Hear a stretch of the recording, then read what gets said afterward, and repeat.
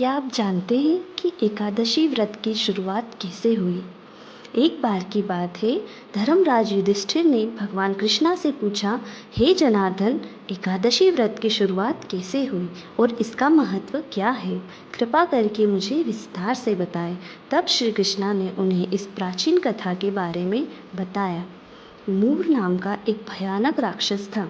उसने अपनी शक्ति से स्वर्ग के राजा इंद्र को हरा दिया और स्वयं स्वर्ग पर अधिकार कर लिया। मूर ने अग्नि, वायु और वरुण देवताओं के स्थान पर अपने राक्षस बिठा दिए।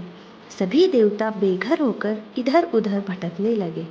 अंत में इंद्रदेव के नेतृत्व में सभी देवता भगवान विष्णु की शरण में पहुँचे और उनसे रक्षा की गुहार लगाई।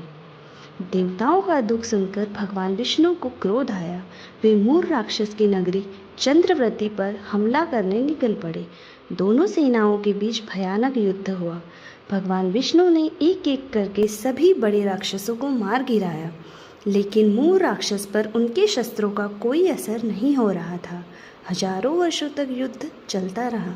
अंत में भगवान विष्णु थोड़ा थक गए और उन्होंने युद्ध विराम करके बद्रिका आश्रम की हेमवती नाम की एक 12 योजन लंबी गुफा में विश्राम करने का निर्णय लिया।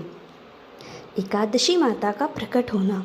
मूर राक्षस ने विष्णु जी का पीछा नहीं छोड़ा। जब भगवान गुफा में गहरी नींद में सो रहे थे, तब मूर वहीं पहुंच गया और उन पर प्रहार करने के लिए तलवार उठाई। उसी समय भगवान विष्णु के शरीर से एक बहुत ही तेजस्वी, दिव्य और सुंदर कन्या प्रकट हुई। उस कन्या के हाथ में तलवार और ढाल थी। जब मूर ने उस कन्या पर हमला किया तो उसने पल भर में मूर राक्षस के सारे शस्त्र तोड़ दिए और अंत में उसका सिर काटकर उसका वध कर दिया। विष्णु जी का वरदान। जब भगवान विष्णु की नींद खुली तो उन्होंने मूर राक्षस को मरा हुआ देखा और उस कन्या को अपने सामने हाथ जोड़े खड़ा पाया। भगवान ने पूछा, हे देवी, तुम कौन हो और तुमने इस बलशाही राक्षस को कैसे मारा? कन्या ने उत्तर दिया, प्रभु, मैं आपकी ही शक्ति हूँ।